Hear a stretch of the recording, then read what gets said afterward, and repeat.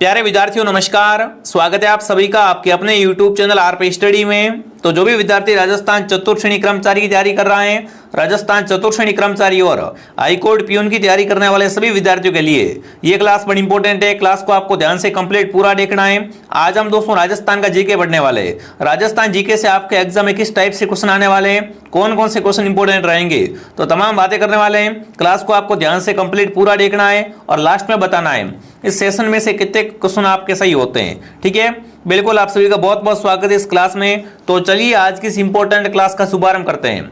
Class का पहला सवाल आपसे पूछा है, कौन सा जिला डांग की रानी के नाम से प्रसिद्ध है।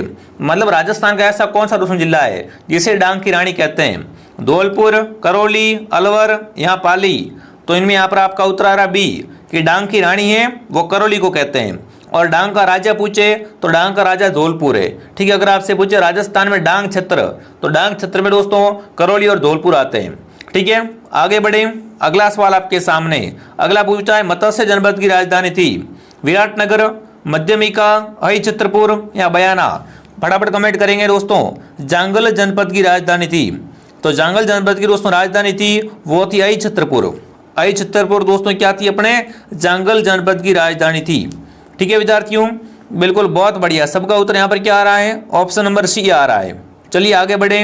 अगला सवाल आपके सामने, राजस्थान की आकृति है चतुष्कोणीय, विषमकोणीय, समकोणीय, षष्ठकोणीय। फटाफट कमेंट करेंगे राजस्थान की आकृति किस टाइप की है दोस्तों। राजस्थान की आकृति है वो विषमकोणीय चतुर्भुजाकार है। कैसे दोस्तों है, विषमकोणीय चतुर्भुजाकार, रेम्बोज। तो यहाँ पर आपका उत्तर आएगा विषम कोणीय। यहाँ पर अगर ऑप्शन में पतंगाकार मिल जाए ना तो पतंगाकार भी आप कर सकते हो। अगला सवाल आपसे पूछा है, रेड क्लिफ रेखा का विस्तार राजस्थान में है। देखो राजस्थान में अगर बात करें रेड क्लिफ रेखा की दोस्तों, तो ये राजस्थान और पाकिस्तान की सीमा रेखा है, उसे कहते हैं। ठीक है, इसकी लंबाई है वो 1070 किलोमीटर है दोस्तों। अब बात करें रेड क्लिफ कहाँ से स्टार्ट होती है दोस्तों, तो स्टार्ट होती है इंदमोल कोट गंगानगर से लेकर बाकासर बाड़मेर तक। ठीक है ना, इंदमल कोट गंगानगर से लेकर बाकासर बाड़मेर तक क्या है दोस्तों, रेड क्लिफ रेखा का विस्तार मिलता है। चलिए आगे बढ़ते हैं। अगला बताओ। अगला पूछा है, ऊंट का वैज्ञानिक नाम क्या है। फटाफट कमेंट करेंगे। राजस्थानी ऊंट का वैज्ञानिक नाम पूछा आपसे, तो राजस्थानी ऊंट का वैज्ञानिक नाम दोस्तों होता है वो है कैमेलस ड्रोमेडियस। जो भी ऑप्शन ए कमेंट कर रहा है ऑप्शन ए सही है। अगला सवाल दोस्तों पूछा है, घग्गर का मैदान कहाँ पर है। झुंझुनू व सीकर जिलों में, जालोर सिरोही में, गंगानगर हनुमानगढ़ में या जैसलमेर बाड़मेर में दोस्तों। घग्गर का मैदान है वो अपने हो जाएगा बिल्कुल ऑप्शन सी, गंगानगर व हनुमानगढ़ में क्या है दोस्तों, घग्गर का मैदान है। सी ऑप्शन आपका राइट है। अगला पूछा है, आंकल जीवाश्म पार्क राजस्थान के किस जिले में है। ये बहुत इंपॉर्टेंट क्वेश्चन आपसे पूछा है दोस्तों।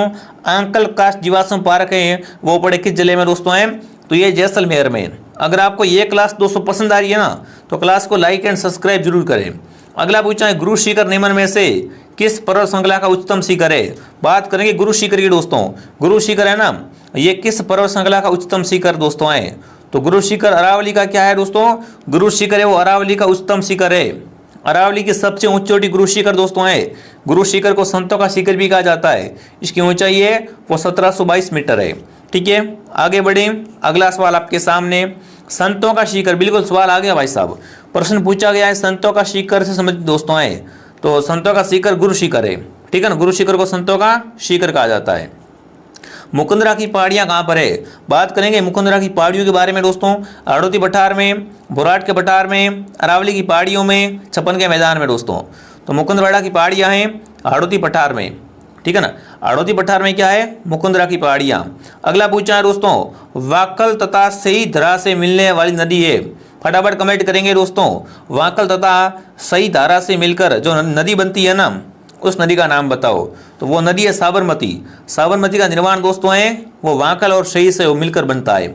अगला पूछा है, साबर नदी का उद्गम कहाँ से होता है। साबरमती नदी का उद्गम अगर आपसे पूछे एग्जाम में तो बिल्कुल आप सबका उत्तर आ चुका है, उदयपुर। उदयपुर से क्या होता है, साबरमती का उद्गम होता है।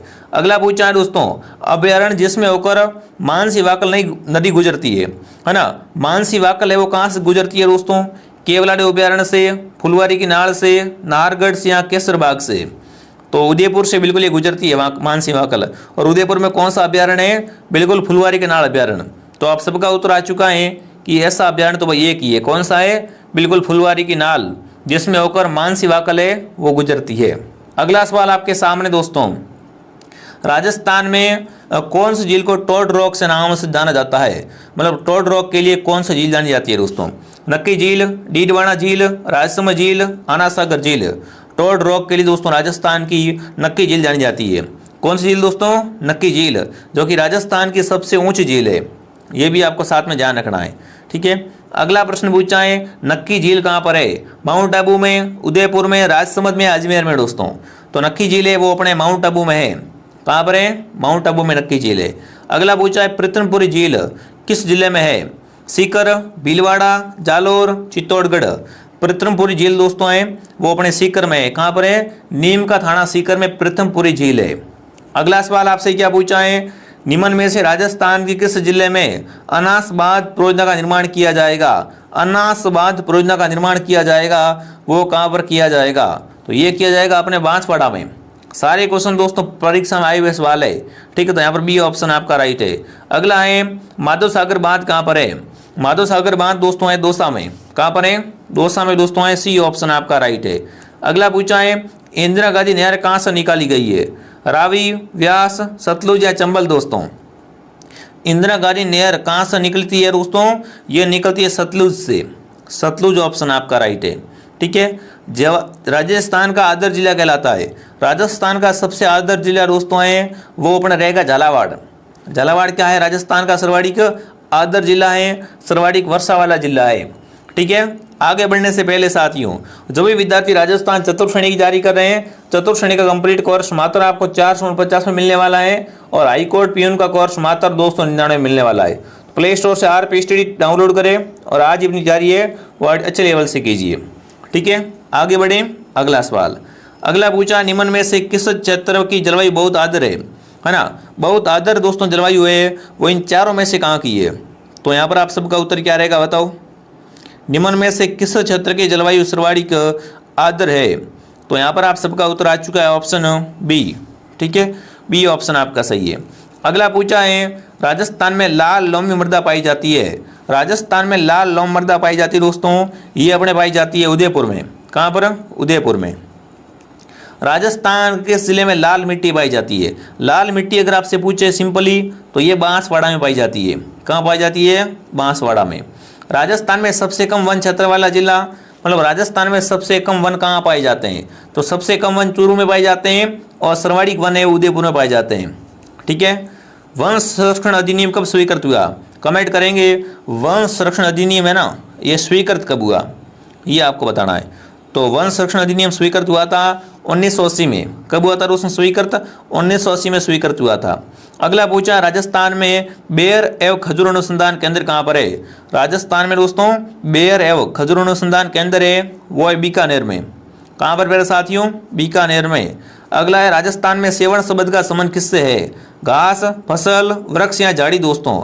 तो सेवण क्या होती है? सेवण दोस्तों एक प्रकार की घास होती है। सेवण क्या है? राजस्थान में घास का प्रकार होता है। अगला सवाल, सेवण घास का उगती है, बात करेंगे इसके बारे में। तो सेवण घास दोस्तों गोल्डावन पक्षी की प्रजनन स्थली है, ठीक है। और ये उगती है अपने कहाँ पर दोस्तों? जैसलमेर में, ठीक है। अगला आपसे पूछा है, राजस्थान का पहला राष्ट्रीय उद्यान कौन सा है? राजस्थान का पहला राष्ट्रीय उद्यान दोस्तों है वो आपको बताना है कौन सा है। तो वो है अपना रणथंभौर। रणथंभौर क्या है? राजस्थान का पहला राष्ट्रीय उद्यान है। अगला पूछा, रणथंभौर राष्ट्रीय उद्यान किस जिले में है? रणथंभौर राष्ट्रीय उद्यान दोस्तों है वो है सवाई माधोपुर में। कहाँ पर दोस्तों है? सवाई माधोपुर। अगला पूछा है, इनमें से कौन सी भारत की खरीफ की फसल है? भारत में खरीफ की फसल कौन सी है दोस्तों? इनमें से भारत में खरीफ की फसल है बाजरा।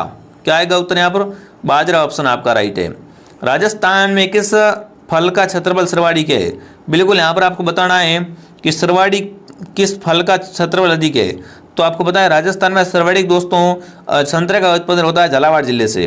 और फलों में संतरा सर्वाधिक कहाँ से होता है? राजस्थान में सर्वाधिक फलों में संतरा होता है, वो भी होता है अपने झालावाड़ जिले में, ठीक है। इसलिए झालावाड़ को राजस्थान का नागपुर कहा जाता है। अगला प्रश्न पूछा है, हरित क्रांति का अर्थ क्या होता है? कमेंट करेंगे हरित क्रांति का अर्थ के बारे में दोस्तों। हरित क्रांति का अर्थ है वो है कृषि में उत्पादकता बढ़ाना, ठीक है। डी ऑप्शन आपका सही है। अगला पूछा आपसे, राजस्थान की सबसे पुरानी डेयरी कौन सी है? मतलब राजस्थान की सबसे प्राचीन डेयरी है दोस्तों, वो आपको बताना है। राजस्थान की सबसे प्राचीन या प्रथम डेयरी है वो है बिल्कुल अपनी पद्मा डेयरी। और पद्मा डेयरी कहाँ पर है? अजमेर में। कहाँ पर दोस्तों? अजमेर, ऑप्शन सही है। अगला है सर्रा रोग का संबंध है, जिसे अपन तीव्र रोग भी कहते हैं। क्या कहते हैं? तीव्र रोग भी कहा जाता है। तो सर्रा रोग होता है ऊँटों में दोस्तों। किस में होता है सर्रा रोग? सर्रा रोग ऊँटों में देखने को मिलता है। अगला सवाल, राजस्थान में हीरे की खान कहाँ पर है? राजस्थान में हीरे की खान दोस्तों है वो केसरपुरा में। कहाँ पर? केसरपुरा, प्रतापगढ़ में हीरे की खान है। ठीक है। अगला पूछा है, राजस्थान के किस जिले में जिप्सम का उत्पादन सर्वाधिक होता है? इन चारों में से बताना है सर्वाधिक जिप्सम का उत्पादन कहाँ से होता है। इन चारों में से फटाफट कमेंट कर दो भाई। तो सर्वाधिक जिप्सम का उत्पादन होता है बीकानेर से। कहाँ से होता है? यहाँ बीकानेर से होता है। ठीक है। अगला पूछा है, ऑपरेशन खेजड़ा कब स्टार्ट हुआ? ऑपरेशन खेजड़ा अगर आपसे पूछे कब स्टार्ट हुआ था दोस्तों, तो ये अपने स्टार्ट हुआ था 1991 में। 1991 में ऑपरेशन खेजड़ा स्टार्ट हुआ था। अगला है, राजस्थान में सूखे से निपटने के लिए कौन सा नोडल विभाग है? सूखे से निपटने है तो उसमें नोडल विभाग है वो है आपदा प्रबंधन और राहत विभाग। ठीक है। अगला पूछा है, निम्न में से मारवाड़ का ताजमहल, मारवाड़ का ताजमहल अगर आपसे पूछे किसे कहा जाता है दोस्तों, तो वो है अपना जसवंत थड़ा। जसवंत थड़ा कहाँ पर है? जोधपुर में दोस्तों। इसे क्या कहते हैं? मारवाड़ का ताजमहल कहा जाता है।